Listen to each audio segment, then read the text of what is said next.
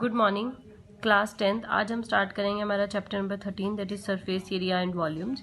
इस चैप्टर में कोई भी अलग फॉर्मूला नहीं है आपका। फर्स्टली तो आपकी एक्सरसाइज 13.1 में कोई अलग फार्मूला नहीं है, वही सारे फार्मूलाज हैं जो आप 9th क्लास में सरफेस एरिया के जितने भी फार्मूलाज पढ़ चुके हैं। क्यूब का पढ़ा था आपने, सरफेस एरिया का जिसमें curve surface area, total surface area आता था। क्यूबॉइड का भी आप पढ़ चुके हैं फॉर्मूला।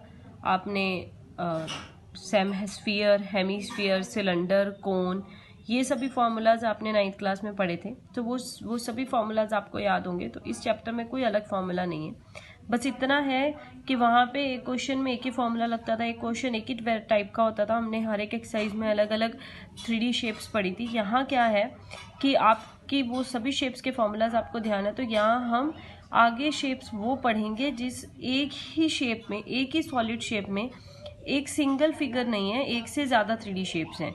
लाइक वो या तो दो क्यूब्स, जैसे हमारा फर्स्ट क्वेश्चन है, दो क्यूब्स मिलके क्यूबॉइड बन रहे हैं, या जैसे कैप्सूल होता है जिसके सेंटर में तो क्यूब जैसा रेक्टेंगल होगा, रेक्टेंगुलर बेस होगा और साइड में 2 हेमिस्फीयर्स होंगे। तो इस तरीके से आपके ऐसे हैं जिसमें आपको एक ही क्वेश्चन में अलग अलग शेप्स मिलेंगी, एक ही फिगर में 2-3 अलग अलग शेप्स मिलेंगी। तो आपको उस अकॉर्डिंग टू द शेप और अकॉर्डिंग टू द क्वेश्चन की डिमांड के अकॉर्डिंग कि आपको कर्व सरफेस एरिया लगाना है, टोटल सरफेस एरिया लगाना है, वो सभी बेसिक्स हम 9th में पढ़ चुके हैं। सो जैसे अब आपको और अकॉर्डिंग टू द क्वेश्चन की डिमांड के अकॉर्डिंग कि आपको कर्व सरफेस एरिया लगाना है, टोटल सरफेस एरिया लगाना है, वो सभी बेसिक्स हम 9th में पढ़ चुके हैं।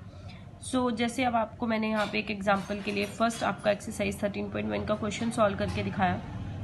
क्वेश्चन है कि 2 क्यूब्स, दोनों में हर एक की वॉल्यूम है 64 centimetre cube, are joint end to end, उनको एंड टू एंड ज्वाइन किया गया। Find the surface area of the resulting cuboid का सरफेस एरिया। जैसे देखिए ये 2 क्यूबॉइड्स हैं, इनको एंड टू एंड ज्वाइन किया गया क्यूब्स को, और ये मिलके एक क्यूबॉइड बन गए। वॉल्यूम जो है हमारे पास ईच क्यूब की वो 64 सेंटीमीटर क्यूब है। फॉर्मूला होता है साइड का होल क्यूब।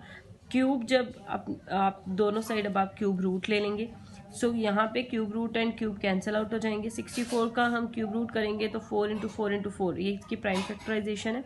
सो जब आपने यहाँ पे इसका क्यूब रूट किया तो आपका जो आंसर है वो आएगा 4 सेंटीमीटर। तो जो आपकी क्यूब है जिसकी आपको वॉल्यूम दे रखी थी 64 सेंटीमीटर क्यूब, उसकी साइड आ गई है ए।